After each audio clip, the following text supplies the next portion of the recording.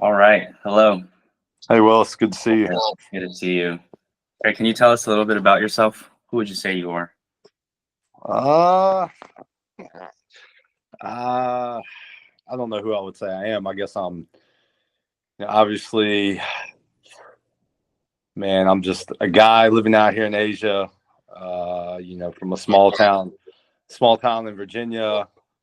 I guess I never thought I would be out here at this point in my life, but, through some coincidental interactions and some changed plans, I ended up out here. So, like I'm a dad. I have a daughter. I'm a husband. I'm married to my wife Evelyn. We actually have another kid on the way here in October, so I'm getting ready for that. So I guess I'll be the dad of two kids. Then we don't know if it's a boy or a girl yet, but in my free time I enjoy. I got several hobbies. I like working out. I like traveling. I like doing jiu-jitsu when I have some time. I'm also, I guess you could say I'm an educator, right? Working at an international school here in Taipei. It's been really enjoyable. Not something I ever thought I would be doing, but just kind of a profession I fell into, and I've really enjoyed it. I'm glad this is where my life has gone to this point. Um, yeah, so I guess that's who I am. When I hear you kind of talk about how this path wasn't what you expected, Mhm. like I imagine that it's been a difficult, maybe internal journey for you to come to like acceptance or peace. Would you say that that's true, or Yeah, I think it's very true. Like, just I guess I'll say that because growing up where I grew up, it's not usually an area. The people from my area don't ever usually leave that area. I grew up in a small town in Virginia in the western part of the state, right? Pretty rural. Most people there, I wouldn't say a lot of people go to university. I would say most people graduate high school and then you work in one of the area factories, or there used to be a lot of coal mining in that area, or a little further south than that. We'd have a lot of people go down there and work. But most people don't leave the area. You just kind of know growing up that's where you're going to end up. That's where your roots are going to be, right? That's where you're probably you're gonna get married, and that's where you're going to live the rest of your life. So, I mentioned that there were a couple maybe life changing events that allowed me to kind of break away from what I thought my future was going to be and turn it into something much more positive and much better, than what I probably would have had I stayed at home. so what's the overall like? How do you feel about the fact that your path has been so different from what you expected or what people from your background would have likely gone into? Um, so you're asking me like why it was different, or what things I did to Let's go with like.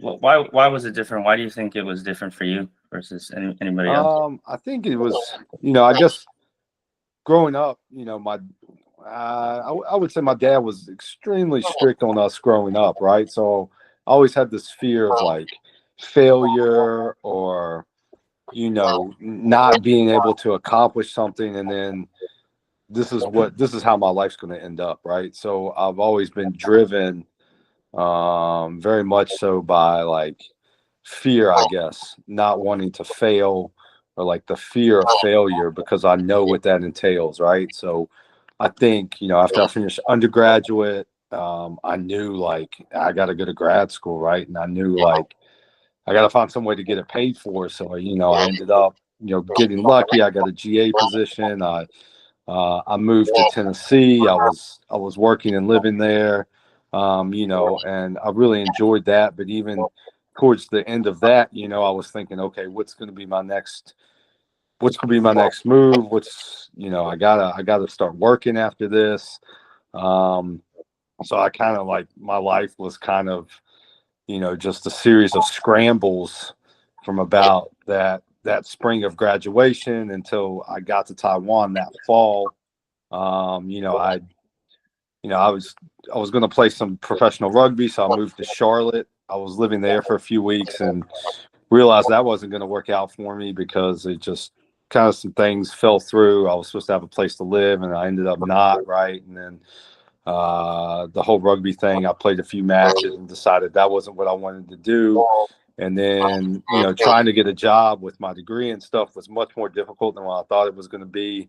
So then I actually packed all my stuff up from North Carolina and moved down to Florida, where I was living for about 2 months. I was living with one of my buddies from grad school, and I moved down there, and I thought, well, now I'm going to open my own gym. I'm gonna do this. I'm really going to grind hard and try to make it, but that turned out to be kind of a disaster. It was really hard living with my buddy, and then things weren't working out like I thought they were going to work out. Just kind of jobs were falling through.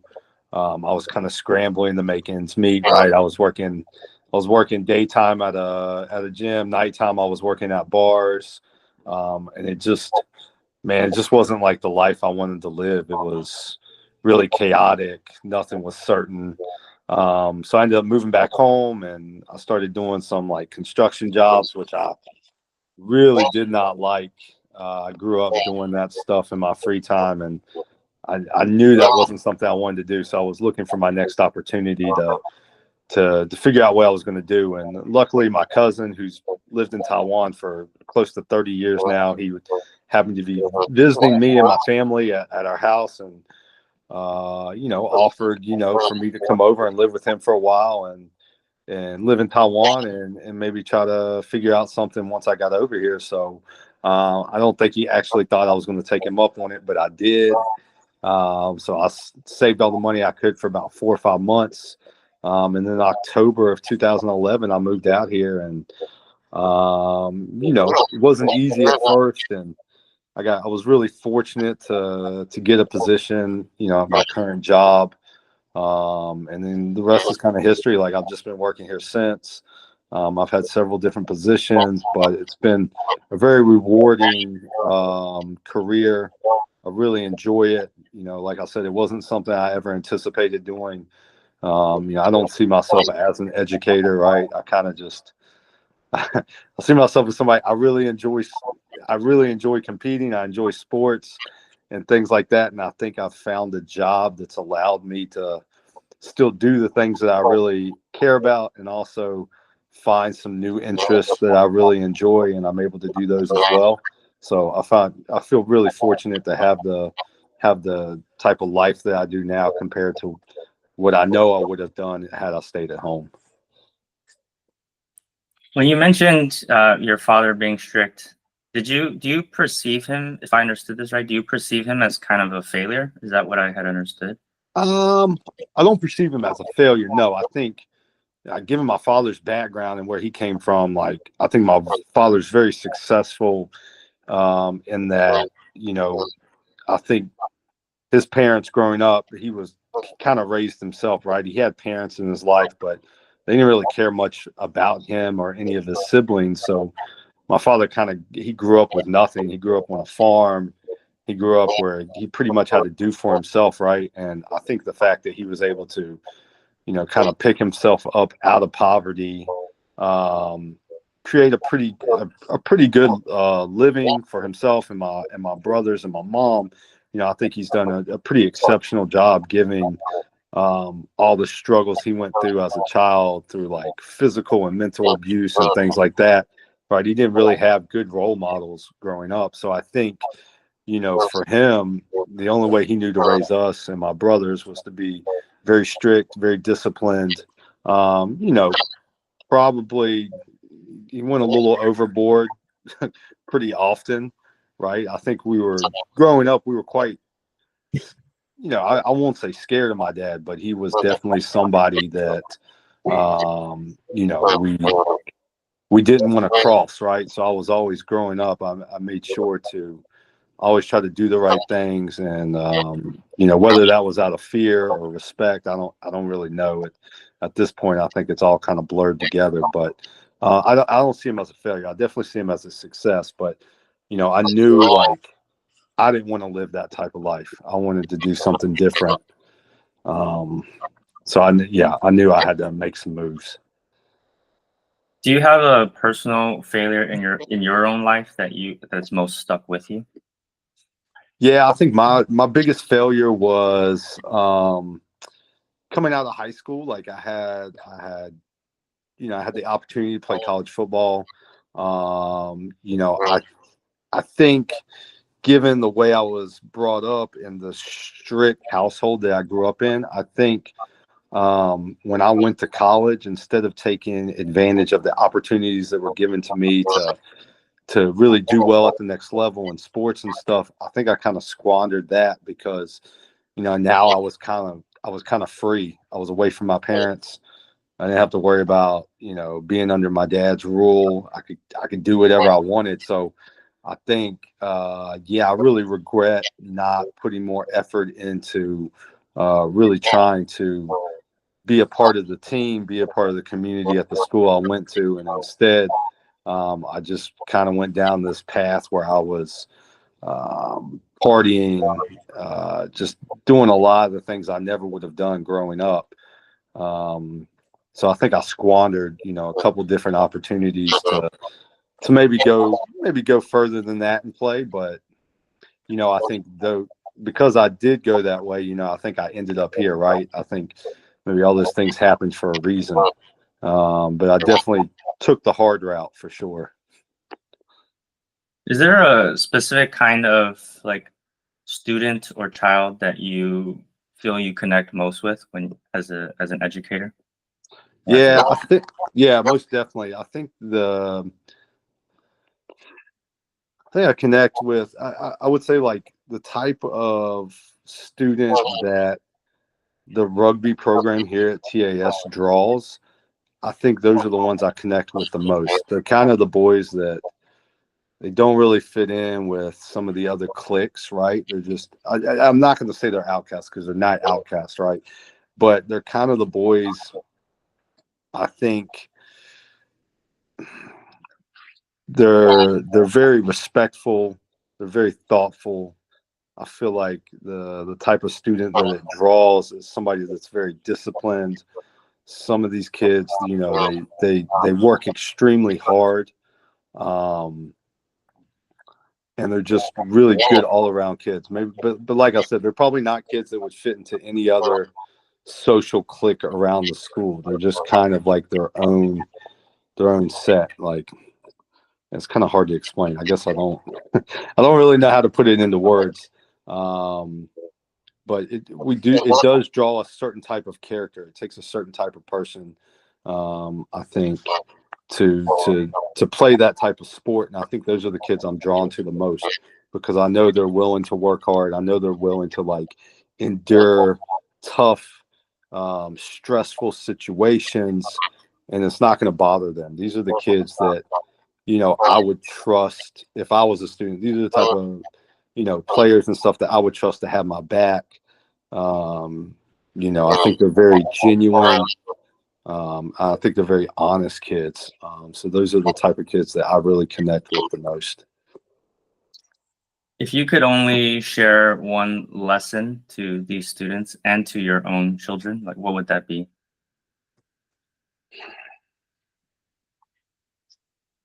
I think the one thing I would tell them is like you got to work hard for what you want. Like nothing's going to be given to you in the world. You know, people don't care about what you're going through. They don't care how hard you have it. They don't care about your complaints. Like you're just gonna have to like suck it up and you're just gonna have to do it for yourself, right? Nobody else cares about what you're going through. Everybody has their own problems, everybody has their own issues.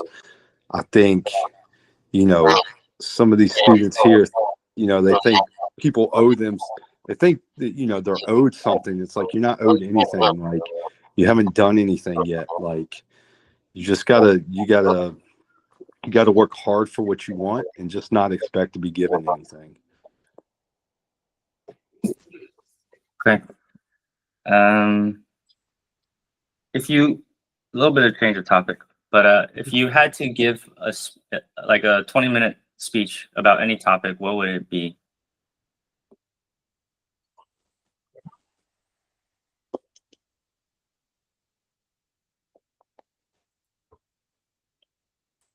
I mean, there's probably a lot of things I could talk on. You know, I feel like my specialty area is probably sports science, so I could definitely talk on like the ins and out of like exercise physiology. You know, what's important for like athletes. You know, what high school students should be striving to do as far as like in the weight room, in the classroom, educating themselves on basically how to be better at whatever it is that you do from a physiological standpoint. I feel like that would be something I could probably talk about for, you know, at least 20 or 30 minutes. Those are the things that I'm kind of interested in, right? Yeah, so yeah. Do you have some specific like points? Like right now, you want to? Yeah, right now. I mean, I don't know if I had like a topic. If you gave me like a topic in like sport phys or something like that, I could probably elaborate or go on about it.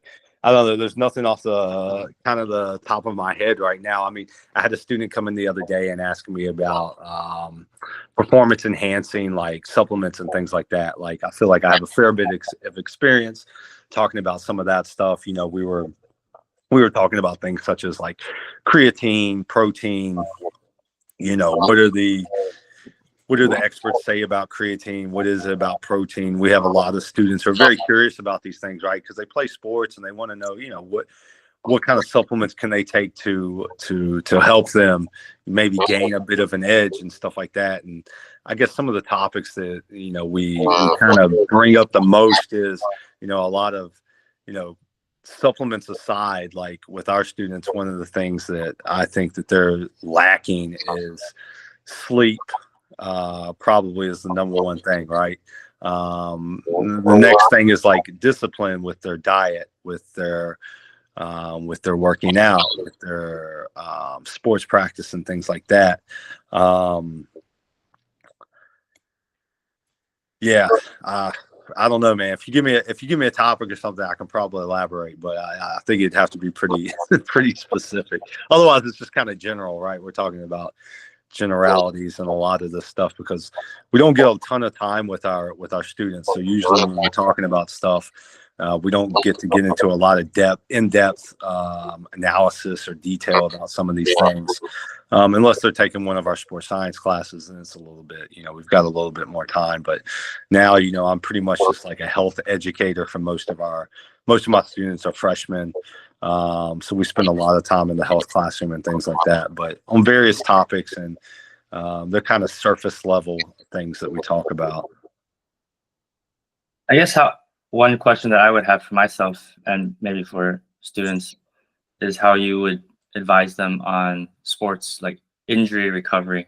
Because I know some people, they try to like take longer to heal. Maybe for you personally, you like take less time, or, you know, like you kind of push yourself a bit more. What would you say you would recommend to like students if they had like a hamstring injury as an example? Oh yeah, that's actually really good. Yeah, so I think, you know, as an athlete, you know, you always want to get back as soon as possible, and you probably always push way faster than what's recommended to come back, right? I know I've had, like, I guess from experience, you know, I've had like 4 knee surgeries, and I've probably on each one of them tried to come back way earlier than what I should, and then, you know, I end up just extending the amount of rehab I have to do to get back because I'm not allowing my body to heal. I think with our students, it's the same, right?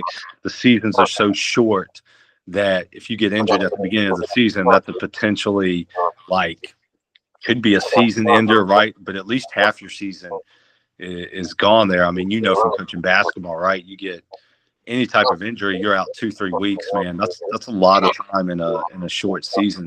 I think with a lot of our kids, what I see, some of the bad knee injuries that I see, especially ACL tears and things like that. Doctors will be like, "Oh, you can be back and playing in 6 months," but it's like, man, 6 months is 6 months. You're not going to be back at 100%, and you're probably more likely to have a reoccurrence of your initial tear. So I think always, whatever the doctor tells you, always plan for several more months more than that. And it's got to be, the rehab when you're doing it. You've got to do with the especially here with what our athletic trainers recommend. You have to be disciplined in your rehab. You need to come in every day. It can't be something that you just do a couple times a week and you think you're going to heal and get back. I mean, for most of our students, I would say slow down, take your time, because our kids, they're young. They still have a, potentially long athletic career, especially if they aspire to play in college. And if that's what their aspirations are, having an injury in high school, they really need to take care of it so that they can get back to 100%. And then they still have, the ability to play at a high level without some, maybe lifelong injury that they're going to carry with them into adulthood. So, I mean, I'm sure plenty of people like that. Yeah, I do too. Like, you just had injuries for years and years, or they seem like they're hurt all the time. And it's because they never actually take the time to properly heal and rest. Has your personal approach towards that changed as you have gotten older? Yeah, most definitely. I think now, luckily I haven't suffered as many injuries recently. But yeah, when I was in my early 20s, being injured, I was always trying to do as much as I could, as fast as I could, because I thought that was going to help me heal faster. But, obviously now I know that's not the case, right? Things take time and you can't rush it. Now, if I get injured, I probably don't take as much time as I should, but I definitely take more time than what I used to try to allow myself to heal. I still see myself as an athlete and competitor. I probably will until I'm physically incapable of doing sports anymore, right? I know my body's getting older, but my mind's still young. So I feel like I can still compete like I used to when I was younger, but my body's my body tells me I can't do it anymore. So I've actually slowed down quite a bit. I don't train as much. I do feel better. I've changed my strength training and stuff as well. I'm not lifting as heavy as I used to. That's one thing. If I could go back and tell my younger self something, it would be, don't lift so heavy. I feel like this, that heavy lifting at a young age, man, it only wears your body out faster. And I wish that was something I knew at an earlier age, but it's how it is. Is that sports injuries the thing in your life that frustrates you the most, or is there something else that you feel most frustrated by? Injuries, yeah, but I think also, I think when, especially as far as skill acquisition and things like that, I think a lot of times, the way I am, I don't take the time to learn a skill like I should, especially a new skill. I feel like I end up rushing through things that I think I don't need to know, especially with jiu-jitsu now, right? A lot of times I'll try to use my athletic ability instead of learning a skill or really taking the time to break something down and fail at it many, many times so that I can learn it thoroughly. I'll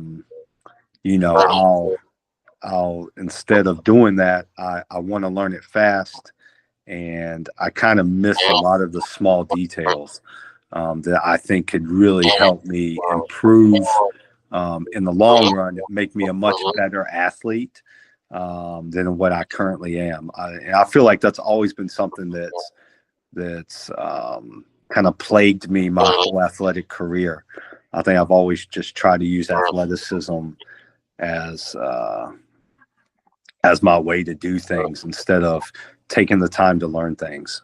So I think that's what frustrates me about myself, is because I know that, I should be taking the time. I should be slowing down and learning things, but instead, like, my drive to win is so strong sometimes that I overlook that and I just default to what I know. So I think that definitely more so than my injuries. The injuries, I knew they were, that's just a part of playing sports. Injuries are going to happen. They're unfortunate, but they do happen. But you can get over those, right? This other thing is, I don't know how to unlearn what, or undo what I've done since an early age. Would you say that's like the biggest challenge in your life right now, or is there something else? No, I think the biggest challenge in my life right now is trying to find a balance between work life and the things that I enjoy doing, my hobbies and stuff, right? Like, I think I've been a very selfish adult. I've always kind of done what I've wanted to do and put everybody else kind of to the side. Even in my being married and stuff, my wife is very selfless. She always puts me and my daughter first, but I don't feel like I always do that. I feel like sometimes I put what I want to do first, and I'm trying to be better at that. And with another kid on the way, right, I'm kind of slowly coming to the realization that I'm going to have to do a better job of putting my family first over what I want to do. And that's been a real struggle for me. I think that's why I didn't get married until later in life. I think that's why I didn't have a daughter till later in life, because I was scared of committing to that type of lifestyle. I see so many guys, like, you grow older, you get married, and they kind of lose their drive to still be what they used to be, right? Like, you see these guys who maybe were great athletes in their early 20s, but now you see them, mid 30s, early 40s, things like that. And they've lost all of that. They've lost their drive. They've lost their competitive edge. And for me, that's what I worry about. I don't ever want to lose that. And so I think that's why I've been kind of selfish, and I'm always, pushing myself to do things. Like, I'm pushing myself to compete. Even if I don't want to go train sometimes, and even when I probably should take a break, I go anyways, because I'm like, nah, you can't get complacent. You can't let yourself relax. You got to keep yourself sharp. You got to stay focused. So for me, it's been really hard trying to balance work life and my hobbies, and then my family and everything like that. So I'm still working at that. If you were to, like, spend $10,000 on solving a problem in your life, what would that be?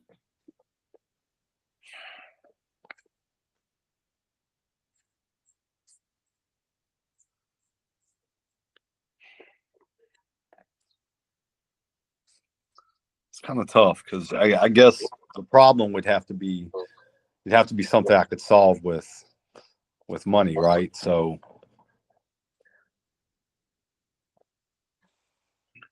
I don't know. I'd probably put it towards my student loans, to be honest with you.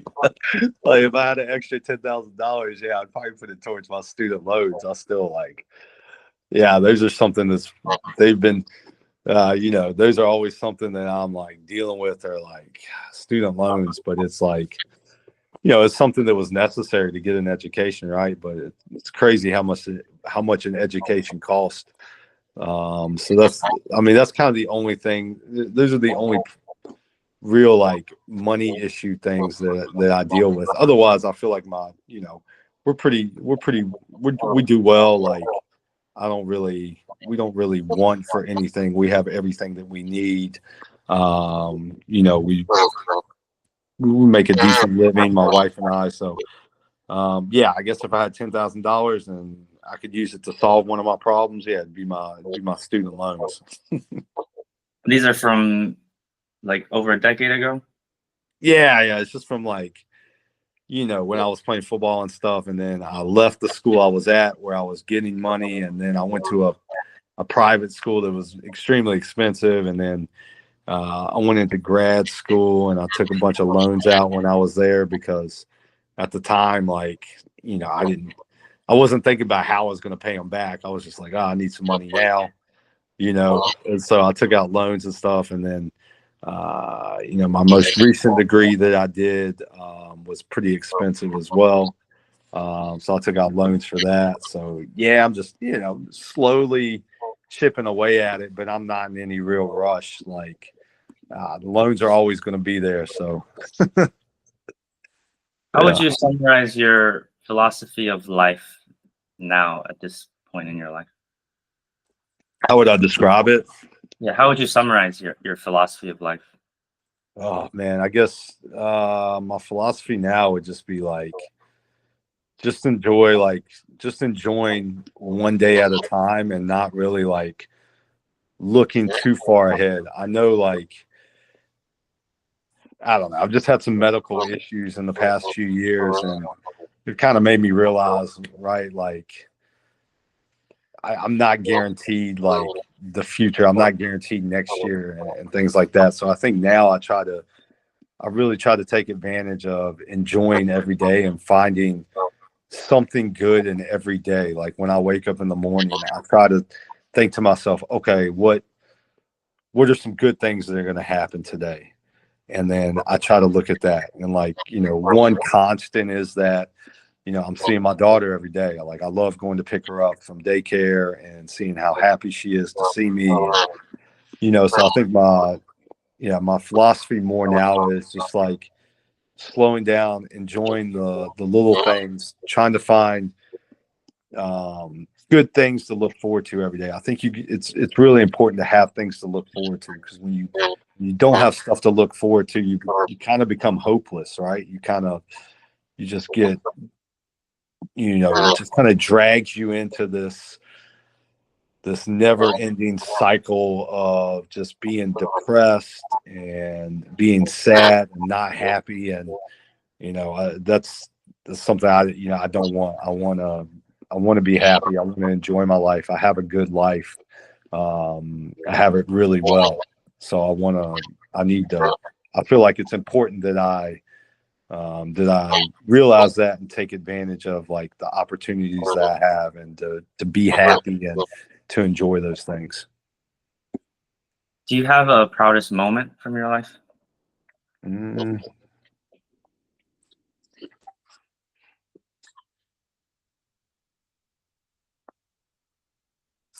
It might be cliche to say to see my daughter being born, to see my daughter and hold her when she was first born.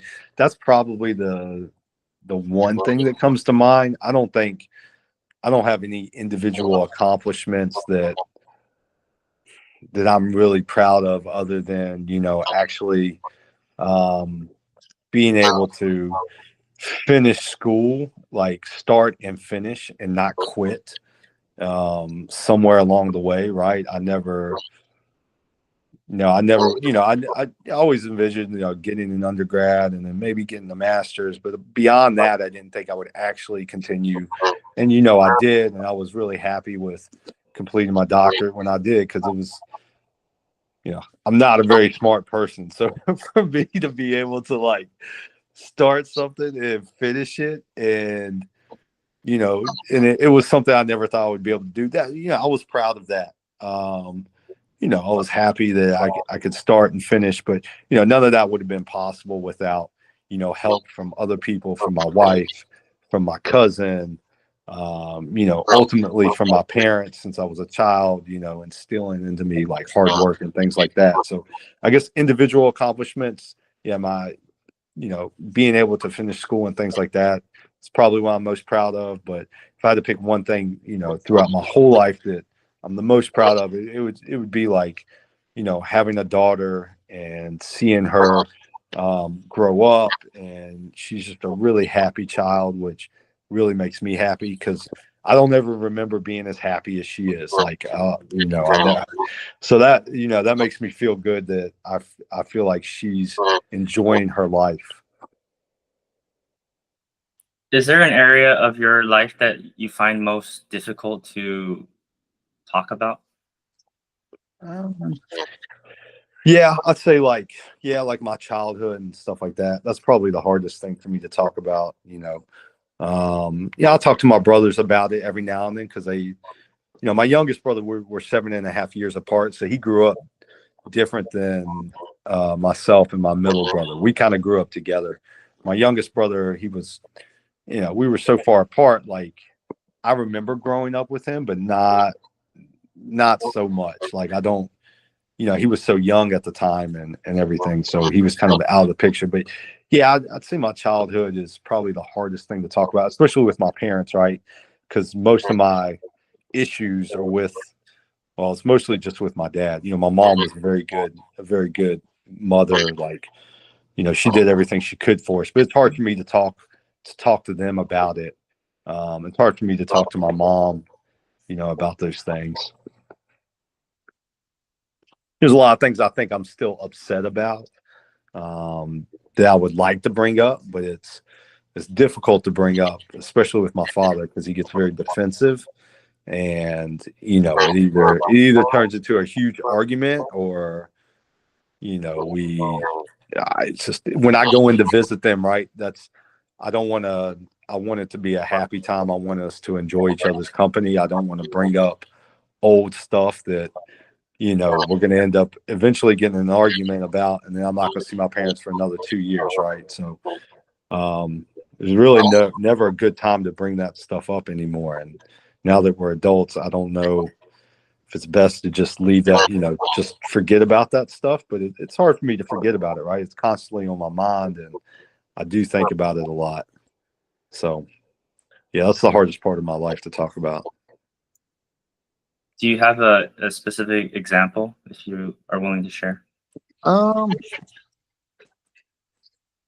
yeah, I guess like one example would be like just growing up and playing sports and stuff. I was always pretty athletic, and I would say I was one of the better athletes growing up. But man, no matter how well I did, it was like never good enough for my father, right? Always like if I didn't win or if I wasn't first, I knew like when I went home, I was going to hear it from my dad, or he was going to yell at me, or I was going to get punished for because I couldn't win a race or something. It's like the other guy was just better than me. What do you want me to do? What do you expect from me? But it was like he always wanted it was always like he always wanted more from me even though I gave everything that I could. And just sometimes it's just not good enough, right? And then for my dad, that wasn't an option, right? And I remember just getting in trouble and being grounded, and just because maybe I didn't win something, and it was very difficult. Like and I think that's affected me as an adult now, as far as competing. Like I always did well when I competed, but I was always terrified to compete because I knew what the consequences of not being successful were going to be. It was like I was going to have to deal with my dad afterwards, right? And I always felt like he was, I hated when he used to come to my games because I knew he was always. He would never tell me what I did well. It was always what I didn't do well. It was never like, oh, you played a good game. It was always like, you didn't do this, you didn't do this. And I knew I was never going to get praised. I was just always going to get like torn down, and he was just going to like, my self-worth was just going to be just completely like shattered. Like he just never made me feel good about anything. So I kind of have like, I don't know, this love-hate relationship with competing and things like that. And I love it and I hate it at the same time because it brings back those feelings, right? So yeah, that's one that's one thing that growing up with him, that's one reason why it was really difficult. I imagine as a result of that experience and how challenging that was, like you were much more positive with the students and you try to be very encouraging. as a Yeah, coach? for sure. Like, yeah, most definitely. Because nobody wants to be constantly told what they're doing wrong, right? I think there's a time and place for it, but when I know I've been guilty of it before, even as a teammate, yelling at my other teammates, hey, you did this wrong. Why did you do that? Like, people don't need you to tell them what they're doing wrong. They know, right? If somebody messes up, you know why you messed up. You don't need somebody, especially your teammate, telling you, hey, you did this wrong. It's like, I know I did it wrong. You're like, you can't be perfect. But as a coach, like, it's hard, right? Because it is your place to tell them what maybe they're not doing and how maybe they could do better. But you got to do it in a way where you're not gonna demoralize them and just make them feel terrible about themselves. You got to do it in a way that you're going to empower them to, want to do better next time, but still make that effort. Because if you just completely tear a kid down, like, they're not even going to want to make an effort the next time because they're afraid of the consequences, right? So uh, I think coaching's very difficult. You've got to find a way. Um, you got to find a way to get your message across um, without demoralizing the kid. And you got to find a way you got to want kids to want to play for you. And that's what I try to remind myself. It's like, okay, like, I got to talk to this player in a way that he still wants to play for me after I finish critiquing what he's done. Right. Like, I think that's very hard, but there's lots of coaches out there that do a really good job of that. And those are like, the coaches I've had in my life, that I still remember today. They were able to do that. And I try to emulate that in my coaching style. I don't always get it right. And sometimes I get way too wound up and I kind of get lost in the message that I'm trying to get across to the players. But I always try to keep that in the back of my mind. And especially like from my childhood, what I hated about what my dad did to me, like, I try to, definitely try to never do that to my players. If you were the head of the school, what's one thing that you would change about the school?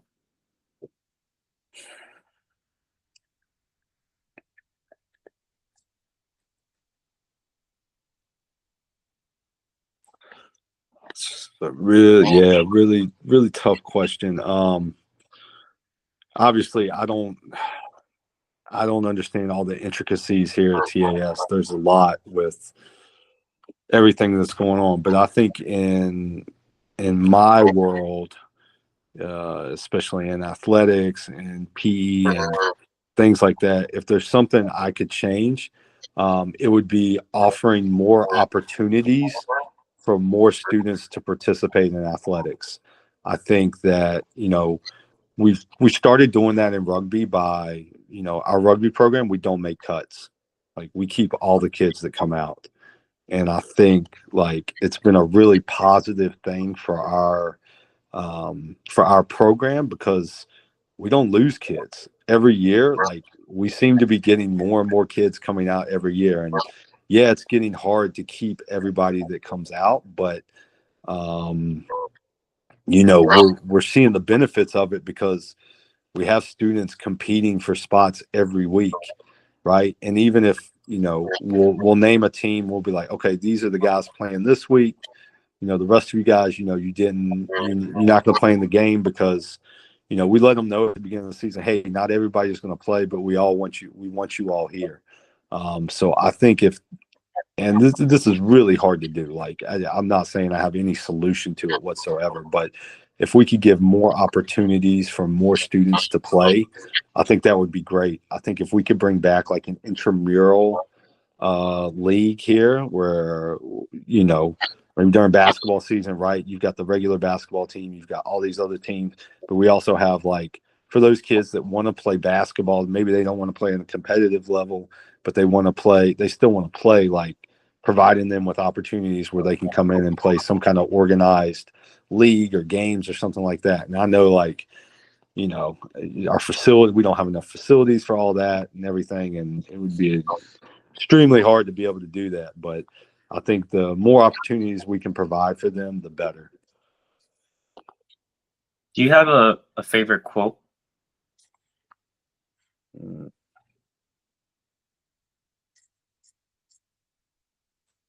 Uh, I don't know if I have one. Like, I guess when I was in high school, we had this our high school football coach. He was probably one of my favorite coaches I've ever had. Like, he was just he was an older man when he was coaching me. I think he was had to have been in his mid-70s, maybe early 70s, mid-70s when he was coaching still. And everybody in my town loves him. Everybody still loves him. Like, I don't know how, but he remembers just about every player he's ever coached. And the man probably coached for 60 years. Like it's crazy what he remembers. But I just remember he would always say, like, tough times don't last, tough people do. So yeah, I think that's a quote that's always stuck with me. Just, things may get hard, but eventually they'll get easier. And I think that's something that I can apply in a lot of different aspects of my life, not just sports, right? It's anytime you're going through something tough, like, I feel like it's there's going to be an end to it, right? It's going to get better eventually. You just got to ride it out. So yeah, I think if I had a favorite quote, I think that would have to be it. It's something I think the first time I heard him say it, I was maybe like 10 years old. And I think something I've always remembered. If you could only gift one book to others for the rest of your life, what book would that be and why? Mm.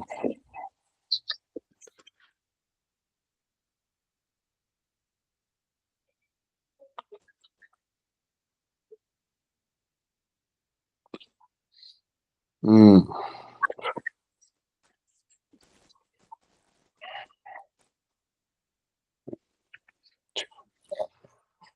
It's tough on Willis. I don't know. I'm trying to think of. I mean, there's some books I've read lately that were pretty good, like The Language of Coaching. I really like that book. Now, it's not one I would give to everybody, right? But coaches, especially, I thought it was. I'll just talk about this book because I thought it was really good. It talks about how to talk to people and how to get your message across, right? So a lot of coaches, I think, they have really good information to give, but maybe the way that they give it or the delivery of how they give it doesn't really register with everybody, right? So you've got to find a way to get your point across, but you've got to use language that people understand, and are able to use. Yeah, so I think that was one of the books I've read lately. I think that's one of my favorites because although it does talk about sports and coaching cues and things like that, I think it kind of applies to other areas in life, right? If just because you have good information that you're able to give people, it doesn't mean they're going to understand it, right? Like, you've got to find a way to communicate effectively. And I think that's what makes a good educator. That's what makes a good coach.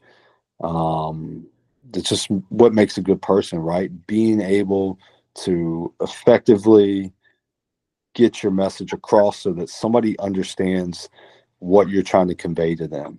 And I think that's the hardest thing about language is, right? Like, it's just really hard. Like, I know, especially like in jiu-jitsu and stuff in class, right? When somebody's trying to explain like a position or like how to do a movement, right? Like, maybe somebody can explain it one way and then somebody else explains it and you're like, oh yeah, I got it. I get that. Right.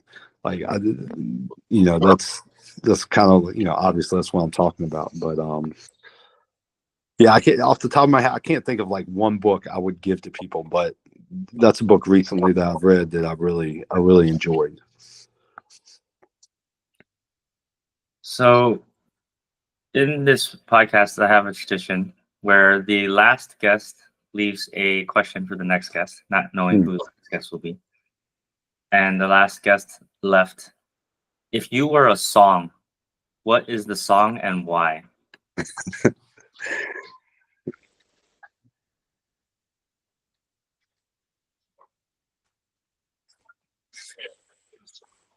That's pretty. That's pretty good. That's a good one. Um,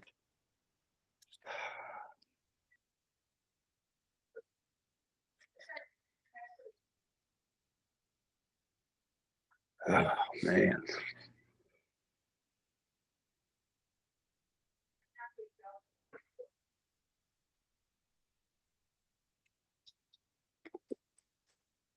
Uh, I guess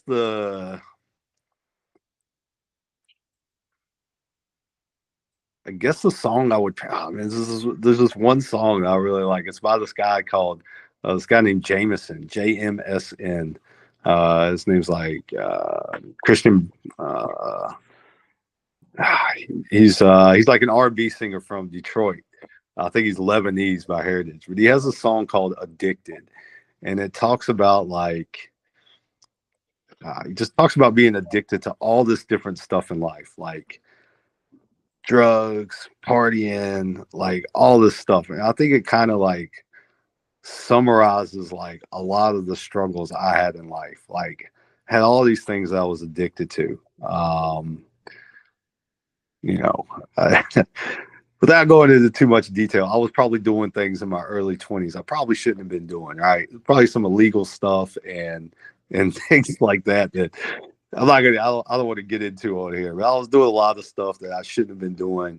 I was involved with a lot of different shady people, and I just feel like for a good probably 6 to 7 years, man, I was definitely living on the edge, right? And whenever I hear that song, like it just reminds me of like what I went through for quite a significant part of my life. So I think that song kind of summarizes who and what I was for quite some time. I'm quite different now, but yeah, whenever that's the song that comes to mind. It's called "Addicted" by Jameson. I think that would be the song I would choose right now. Okay.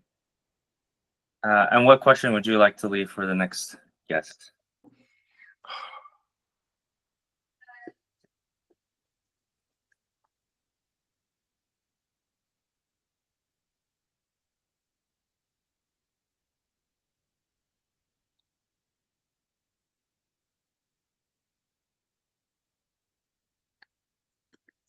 Hmm.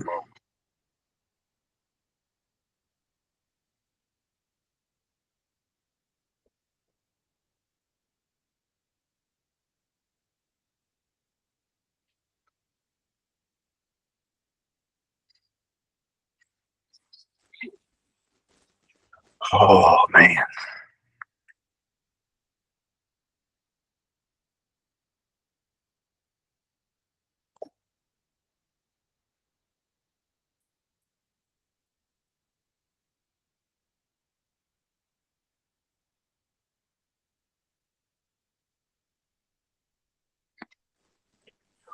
Willis is a tough one, man. I don't know. Let me think for a minute. Sorry. Take your time.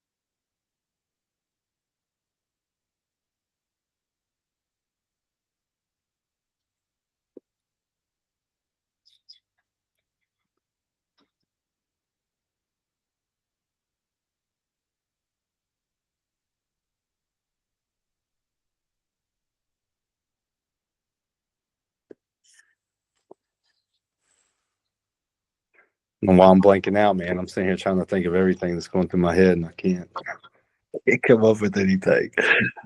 Um, if I guess if you could start something, a hobby, or anything right now at this time in your life, what would you like to start doing? Like, if you could pick any hobby or if you could learn any task, what would be something you would like to learn right now? Would you like to answer that question for yourself? Did you play? Did you plan on asking me that?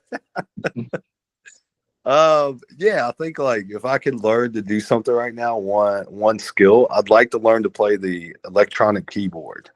That's something I've been thinking about for a while, and yeah, I wanted to pull the trigger on buying one, and then I didn't buy it because I kind of know like I'm gonna get it, and then I'm not gonna stay with it. But it would be something I would like to learn to play at some point. Maybe it's But if I, something you can do with your daughter.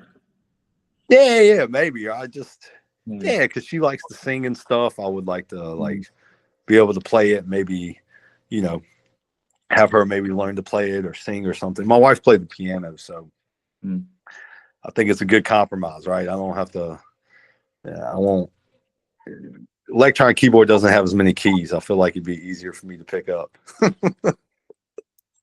Super unrelated question, but I was just curious about it. Is at what point in your life, I guess, or in your relationship with your current wife, did you realize like she was the one you wanted to get married with?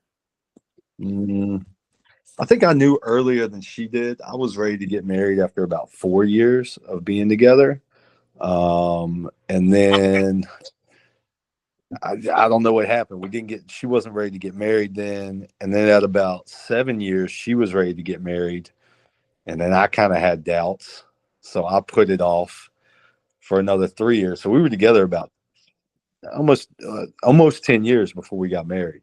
But I think I knew after about 4, and then it didn't happen. And then I kind of had doubts, and then she wanted to get married, and then I didn't.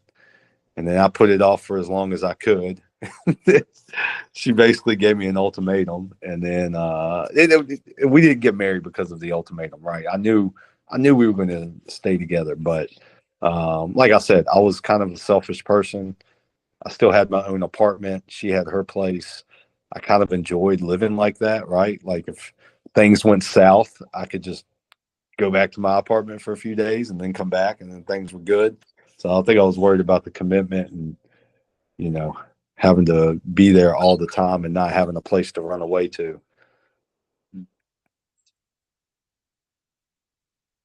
Is there any final things that you would like to share or request from the audience or promote? New gym coming up. Nah, I don't even know when it's gonna open. They're telling us like they're saying like 8 more weeks now. We had a bunch of stuff Yeah, that just it's all good. all right. But yeah, once we get it open, man, I'll definitely love to have you come through there, man, and work. And yeah, but yeah, better not. We'll hold off on that. I don't want to jinx it, All and right. then we'll Yeah. be shut down for another 4 months. Any final thoughts? Final words? Nah. Thank you for having me on. I appreciate it. It was good to sit down and think about some of these things, some of the stuff I hadn't thought about in a long time.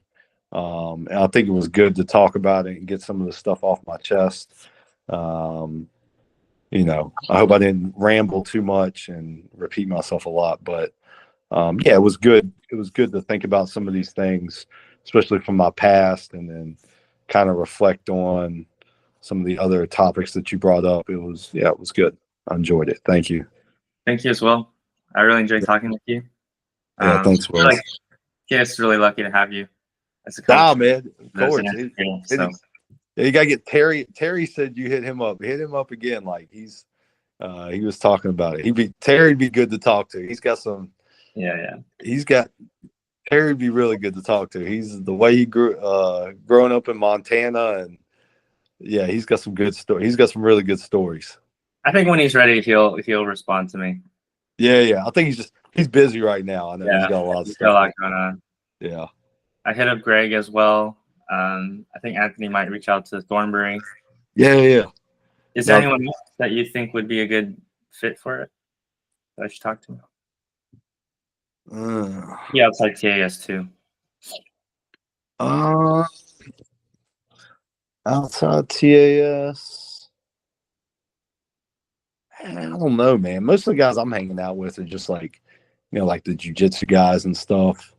Will Monger's got I feel like he would have a pretty interesting story.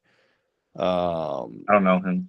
He's like older guy. I think Will's like 56. Will, the purple belt guy. Yeah. Yeah. Dude, he would be very interesting to talk to. I think he's from Mississippi. He grew up in Mississippi. He does like stand-up comedy here now. Nice. Dude's like really good at jujitsu, and he's like, man, he's almost 60 years old, and he's like yeah, I don't know. He's a very interesting guy. I think he's a very intelligent guy. I think he went to Rhodes up in Memphis for college. Like, I think he's been all around. But yeah, he's got some very interesting story. Every time I talk to him, he's got some interesting story. I think he would be a good guy to talk to, though. Cool. Well, if you don't mind, could you connect us? Because I don't. Sure. Yeah, for sure. Yeah, I'll reach out to him.